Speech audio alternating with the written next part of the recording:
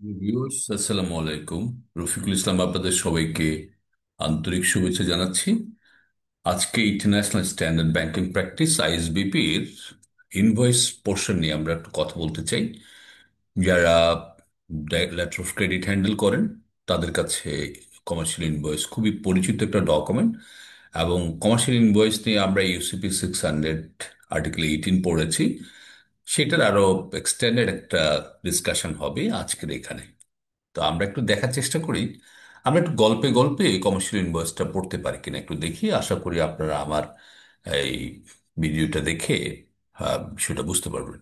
যেমন আপনি এলসিতে চেয়েছেন ইনভয়েস, শুধু ইনভয়েস চেয়েছেন, তাহলে আপনাকে যদি আহ, সেখানে প্রভিশনাল ইনভয়েস নাম দিয়ে বা প্রফর্মা ইনভয়েস নাম দিয়ে যদি কোনো ইনভয়েস পাঠায়, সেটা আপনি গ্রহণ করলে হবে না। আপনাকে যে কোনো ধরনের ইনভয়েস আপনাকে পাঠাতে পারে, কিন্তু সেটা যদি কোনো temporary invoice, provisional invoice, pro forma invoice, অর্থাৎ কোনো নামে যদি আপনি বুঝতে পারেন it is not commercial invoice, অথবা এটা দিয়ে বোঝা যায় যদি এটা টেম্পোরারি বেসিসে করা হয়েছে, প্রভিশনাল, প্রফর্মা, টেম্পোরারি, হুম, এরকম যদি হয় তাহলে আপনাকে অ্যাকসেপ্ট করবেন না। যেমন যদি আপনাকে এলসিতে বলে যে কমার্শিয়াল ইনভয়েস, হ্যাঁ, আর আপনার কাছে আসছে শুধু ইনভয়েস দিয়ে, এটা কি আপনি অ্যাকসেপ্ট করবেন? হ্যাঁ, আপনি অ্যাকসেপ্ট করবেন। ধরুন আপনি আহ, আহ, আপনার কাছে একটা কনফিউশন আসলো যে ইনভয়েস আর কমার্শিয়াল ইনভয়েস এই দুটো কি আলাদা জিনিস? নো, এই দুটো জিনিস ইন্টারচেঞ্জেবলি ইউজ হয়। এই দুটো জিনিস আলাদা নয়, এই দুটো একই জিনিস। তাহলে invoice, commercial invoice, tax invoice বা কাস্টম ইনভয়েস, এগুলো সবই একই রকম, কোনো অসুবিধা নেই। এখন আসেন ইনভয়েসকে ইস্যু করে। সোজা কথায় বলি, বেনিফিশিয়ারি ইনভয়েস ইস্যু করে। আর যদি ট্রান্সফারেবল ক্রেডিট হয় তাহলে সেই ক্ষেত্রে সেকেন্ড বেনিফিশিয়ারিও কমার্শিয়াল ইনভয়েস ইস্যু করতে পারে। এবং সেকেন্ড বেনিফিশিয়ারি কমার্শিয়াল ইনভয়েসও কিন্তু ইস্যুইং ব্যাংকে আসতে পারে যদি ফার্স্ট বেনিফিশিয়ারি সেটা রিপ্লেসমেন্ট না করে। শুধু শুধু আমরা একটু জানবো যে কমার্শিয়াল ইনভয়েস ইস্যু করে বেনিফিশিয়ারি। যেমন আপনাকে কেউ প্রশ্ন করলো, আপনি এলসিটা পাঠালেন, বেনিফিশিয়ারি ছিল তখন এক্স ওয়াই জেড, কিন্তু আপনার কাছে আসলো এবিসি নাম দিয়ে। তাহলে নিশ্চয়ই আপনাকে বুঝতে হবে যে এক্স ওয়াই জেড এর নামটা পরিবর্তন হয়ে এবিসি হয়েছে। এটা তো আপনি কোনো কিছু লেখা না থাকলে তো বুঝবেন না। তো এরকম যদি কোনো প্রথম যে বেনিফিশিয়ারি নাম দিয়ে এলসিটা গিয়েছে, পরবর্তীতে ডকুমেন্ট প্রেজেন্টেশনে যদি সেটা যদি চেঞ্জ হয়, তাহলে এই চেঞ্জের রিজনটা, বিহাইন্ডে কি রিজন আছে সেটা আপনাকে বলে দিতে হবে। যেমন ফরমান, আমার আগের নাম ছিল এবিসি, এখন নামকরণ করা হয়েছে এক্স ওয়াই জেড। যদি কখনো পরিবর্তিত পরিস্থিতিতে আপনাকে এরকম দেখতে হয়, তখন কিন্তু চেঞ্জ যে হয়েছে সেটা ব্যাকগ্রাউন্ডটা বলতে হবে। এবার একটু দেখি আমরা ডেসক্রিপশন অফ গুডস। গুডসের ডেসক্রিপশন, আমরা জানি গুডসের ডেসক্রিপশন লেখা থাকে কমার্শিয়াল ইনভয়েসের মধ্যে। এটা একমাত্র ডকুমেন্ট যেখানে কিন্তু অবশ্যই কমার্শিয়াল ইনভয়েসের মধ্যে ডেসক্রিপশন লেখা থাকতো। তাহলে ডেসক্রিপশন কি হুবহু লেখা থাকতে হবে এলসিতে যেভাবে আছে সেভাবে? Not exactly. এটা হুবহু লেখা থাকার দরকার নেই। এটা একদম মিরর ইমেজ থাকতে হবে? Not that, it should correspond overall even if spread across different parts of the invoice. এটা যদি আপনি যদি ইনভয়েসের মধ্যে স্পোরেডিক্যালি লেখা থাকে এবং সেটা যদি কোলেশন করার পরে যদি আপনি বুঝতে পারেন this is the right thing which I আক্স in the letter of credit, collection করার পরে কমার্শিয়াল ইনভয়েসের একই জিনিস যদি মিন করে, তাহলে আমরা কমার্শিয়াল ইনভয়েসের ডেসক্রিপশন অফ গুডসটা কোলেটেড করে আমরা পড়তে পারি এবং সেটাই অ্যাকসেপ্টেবল। আপনাকে কেউ যখন বলল can the invoice state less than what is the in the credit, যদি এলসিতে যা বলেছে ইনভয়েস কি তার কম হতে পারে প্রাইস? হয়, হতে পারে। যদি পার্সিয়াল শিপমেন্ট যদি অ্যালাউড থাকে, হতে পারবে না কেন? অবশ্য হতে পারবে। আপনার কেউ প্রশ্ন করলো কোন ইনভয়েস আরো ডিটেইল এলসিতে যা আছে তার চেয়ে ডিটেইল কি ইনভয়েসের মধ্যে থাকতে পারে? ইয়েস। যতক্ষণ পর্যন্ত না অর্থের পরিবর্তন হয় ততক্ষণ পর্যন্ত classification or nature of the goods, যেটা মোর দেন দ্য ক্রেডিট, এলসিতে যা আছে তার চেয়ে বেশি হতে পারে। দ্যাট ইজ, কিন্তু যদি অর্থের পরিবর্তন হয়ে যায়, যেমন মনে করেন যে আপনি চেয়েছেন পাকিস্তানি শুজ, হ্যাঁ, কিন্তু যদি সেখানে যদি হয়ে যায় আপনার ইন্ডিয়ান শুজ, এই ক্ষেত্রে কিন্তু এটা অ্যাকসেপ্টেবল না। অতএব আপনি অর্থের পরিবর্তন যাতে না হয় ততক্ষণ পর্যন্ত আপনি extended version of description of goods, classification of goods, nature of goods আপনি অ্যাকসেপ্ট করতে পারবেন। ইনভয়েসের মধ্যে অনেকগুলো রিকোয়ারমেন্ট থাকে, দেখি একটু আলাপ করে দেখি। তাহলে ভ্যালু এবং ইনফরমেশন মাস্ট বি শোন। কোথায়? ইনভয়েসের মধ্যে total value, unit price, same currency as the credit, discount, deduction যদি থাকে সেগুলো কিন্তু ইনভয়েসের মধ্যে আপনি উল্লেখ করতে পারবেন। তাহলে ইনভয়েসের মধ্যে ভ্যালু এবং ইনফরমেশন রিলেটেড ইস্যুসগুলো আপনাকে উল্লেখ করতে হবে। টোটাল প্রাইস কত, ইউনিট প্রাইস কত, কারেন্সি, যে এলসিতে, যে কারেন্সিতে এলসি হয়েছে সেই কারেন্সিতে আপনার ইনভয়েস হতে হবে। ডিসকাউন্ট ডিডাকশন যদি থাকে সেটা আপনাকে উল্লেখ করতে হতে পারে, যেটা এলসিতে নাই। ডিসকাউন্ট ডিডাকশনের কথা হয়তো এলসিতে নাই, কিন্তু পরবর্তীতে ইনভয়েসের মধ্যে যেহেতু ইনভয়েস প্রাইস এবং ভ্যালু ক্যারি করে, সেক্ষেত্রে ডিসকাউন্ট ডিডাকশনের বিষয়টা ইন্ডাস্ট্রি প্র্যাকটিসকে এখানে অ্যাকসেপ্ট করা হয়েছে। যেমন আপনাকে in what if the invoice shows US dollar only, শুধু ইউএস ডলার। কারণ আপনি জানেন পৃথিবীতে বিভিন্ন দেশের কারেন্সি ডলার, যেমন Australian dollar, United States dollar, Canadian dollar. তো সেই ক্ষেত্রে যদি ইনভয়েসের মধ্যে শুধু ডলার থাকে, তাহলে আমরা কি হবে? It is considered US dollar. শুধু ডলার থাকতে ধরে নিতে হবে যে এটা US dollar, unless the context implies another currency. যদি অস্ট্রেলিয়ান ডলার, কানাডিয়ান ডলার এতে এলসি হয় কিন্তু আপনার কাছে শুধু ইউএস ডলার আসে, তাহলে আপনি তো ধরে নিলেন যে এটা কানাডিয়ান ডলার বা ইউএস ডলার। কিন্তু শুধু ডলার সাইন দিয়ে যদি আসে, এটাকে আপনাকে ফার্স্ট প্রায়োরিটি দিচ্ছে, এটাকে আপনি ইউএস ডলার হিসেবে ট্রিটমেন্ট করবেন। অতএব যখন আপনি অস্ট্রেলিয়ান ডলার বা কানাডিয়ান ডলার এলসি করবেন, ইনভয়েস যখন আসবে, তখন আমরা এইউডি বা সিএডি এই কথা লিখে দিয়ে ব্যাটার। আর যদি ডলার সাইন থাকে, আপনার ফার্স্ট বুঝে নিতে হবে যে এটা ইউএস ডলার। কিন্তু এইটাতে ম্যাটেরিয়াল কোনো ডিসক্রিপেন্সি হবে না। যদি ভ্যালু ঠিক থাকে, তাহলে এই ডলার সাইনটাকেও কিন্তু আপনি কানাডিয়ান ডলার বা অস্ট্রেলিয়ান ডলার হিসাবে, যেহেতু এলসি হয়েছে কানাডিয়ান বা অস্ট্রেলিয়ান ডলার, ইউএস ডলার নয়, সেক্ষেত্রে এখানে আপনি অ্যাকসেপ্ট করতে পারেন। এটাতে ম্যাটেরিয়াল কোনো ডিসক্রিপেন্সি যদি না পেয়ে থাকেন। Can the invoice show an advance payment, deduction, discount? হ্যাঁ, আপনি ইনভয়েসের মধ্যে আমি আগেই বলেছি থাকতে পারে।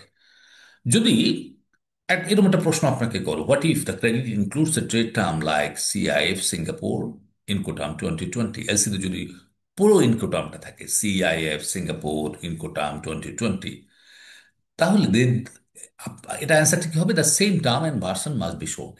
এলসিতে আপনাকে পুরোটাই বলে যে সিআইএফ সিঙ্গাপুর ইনকোটার্ম 2020 পুরো শুদ্ধ করে ইনকোটার্মসকে সেখানে উল্লেখ করে দিয়েছে, ইনক্লুডিং ভার্সন। আপনাকে কিন্তু সেবা উল্লেখ করতে হবে। তাহলে এরপরে যদি একটা প্রশ্ন দেখি, যেমন মনে করেন আপনাকে কেউ বলল, should charge like freight or insurance B শোন সেপারেটলি? না, আপনাকে এখানে ফ্রেট এবং ইন্স্যুরেন্স সেপারেটলি বলার দরকার নাই। The must be included in the CIM value. কারণ এগুলো ফ্রেট এবং ইন্স্যুরেন্স যে ইনকোটার্মসের মধ্যেই কিন্তু ইনক্লুড করা আছে, এগুলো আলাদা করে দেখানোর দরকার নাই। তবে আমাদের দেশে ফ্রেইটটাকে আলাদা করে দেখাতে হয়। আমাদের বাংলাদেশের রুলস অনুযায়ী ফ্রেইট আপনি গুডসের ভ্যালু প্লাস ফ্রেইটটা আমরা আলাদা করে দেখানো আমাদের রেগুলেটরি রিকোয়ারমেন্ট, কারণ আমাদের দেশ থেকে কি পরিমাণ ফ্রেইট যাচ্ছে সেটা আমরা উল্লেখ করতে হয়। এখন আসেন, ইনভয়েস কি সাইন্ড হবে? ইনভয়েস কি সই করতে হবে? ইউসিবি বলছে বা এসবিপি বলছে ইনভয়েস, সাইন্ড ইনভয়েস প্রয়োজন নাই, সই করার দরকার নেই। কিন্তু আমাদের রিকোয়ারমেন্ট হচ্ছে সাইন ইনভয়েস। আমাদের বাংলাদেশে যখন আপনি ইম্পোর্ট করবেন সেই ক্ষেত্রে আপনাকে কিন্তু সাইন ইনভয়েস পাঠাতে হবে। তাহলে আমরা এই ইউসিপি বা এসবিপি তো আমরা মডিফাই করতে পারি। অতএব সেই ক্ষেত্রে আমরা এলসিতে সাইন ইনভয়েস চাইলে আমাদের সাইন ইনভয়েস আসতে হবে, কিন্তু এসবিপি বা ইউসিপি এই সিগনেচার ম্যান্ডেটরি করেনি।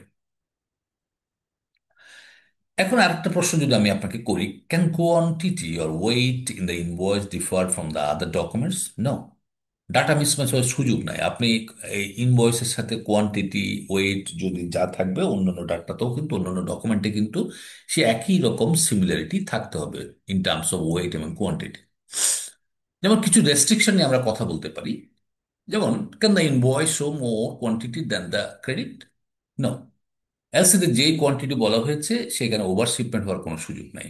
যাকে যেই কোয়ান্টিটি চাওয়া হয়েছে সেই কোয়ান্টিটি আমরা এখানে উল্লেখ করবে। Unless UCP 600 article 30B applies. দেখলা আর্টিকেল 30B তে কি বলেছে? আর্টিকেল 30B তে বলেছে আপনার যদি আনকোয়ান্টিফাইবল গুডস হয়, সেই ক্ষেত্রে আপনি 5% মোর অর লেস গুডস আসতে পারবে, তবে ভ্যালু বাড়তে পারবে না। তো সেই ক্ষেত্রে আর্টিকেল 30B যদি অ্যাপ্লাই করা হয় এখানে, সেই ক্ষেত্রে আসতে পারবে। আদারওয়াইজ ইনভয়েসের মধ্যে গুডস ভ্যালু, গুডসের কোয়ান্টিটি কম বেশি আসার কোনো সুযোগ নেই। যেমন can it show goods not mention in the credit, এলসিতে যে গুডস চেয়েছেন, ইনভয়েসে সেই কিছু বাড়তি গুডস আসতে চায় বা এসেছে, এটার কোনো সুযোগ নাই।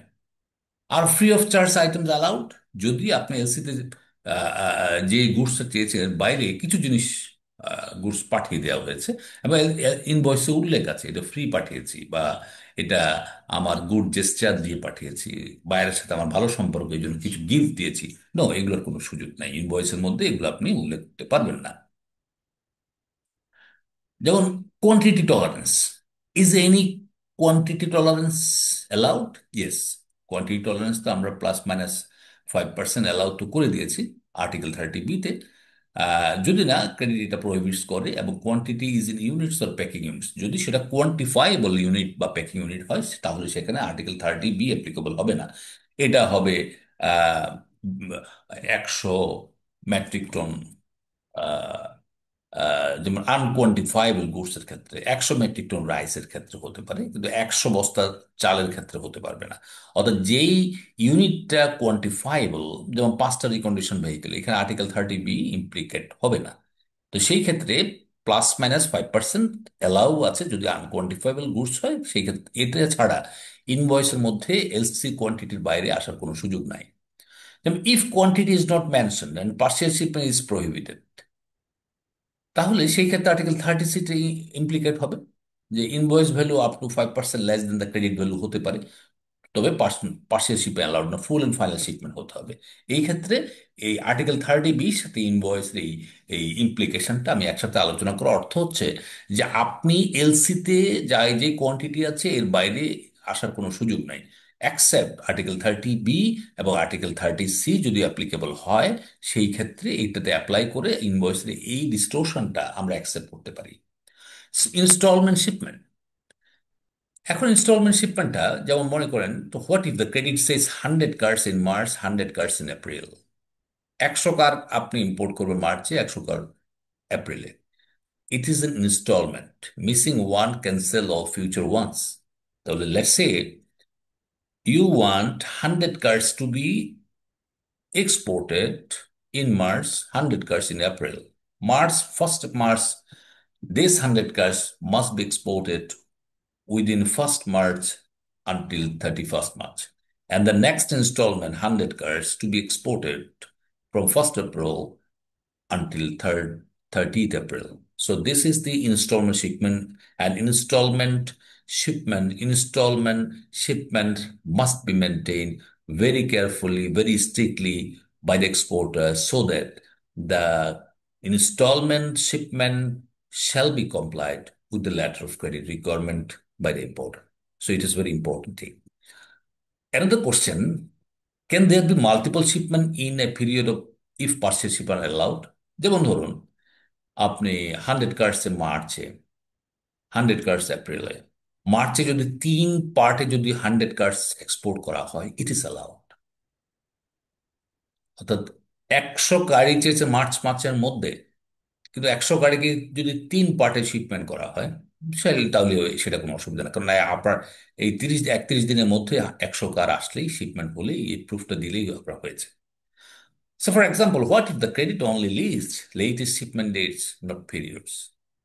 যদি ইনস্টলমেন্ট না বলে, যদি বলে যে শিপমেন্ট করতে হবে by 31st March, by 30th April, সেই ক্ষেত্রে আপনাকে, এটা কিন্তু ইনস্টলমেন্ট শিপমেন্ট হয়নি, এটা আর্টিকেল 30 নট ট্রিটেড অ্যাজ ইনস্টলমেন্টশিপ, আর্টিকেল 30, এটা আর্টিকেল 31 অনুযায়ী and follow general partial shipment rules. কারণ আপনার ডেডলাইন হচ্ছে 31st মার্চ অথবা 30th এপ্রিল, এবং সেই সময়ের মধ্যে আপনাকে শিপমেন্টটা করলেই হবে। এখানে 1 তারিখের আগে যদি শিপমেন্ট হয়ে যায়, যেমন আপনার 29 বা 28 এপ্রিল, 28 ফেব্রুয়ারি, যদি 31st মার্চের একটা পার্ট শিপমেন্ট হয়, তাহলে এই ক্ষেত্রে আপনাকে সেটা অ্যাকসেপ্ট করতে পারবেন।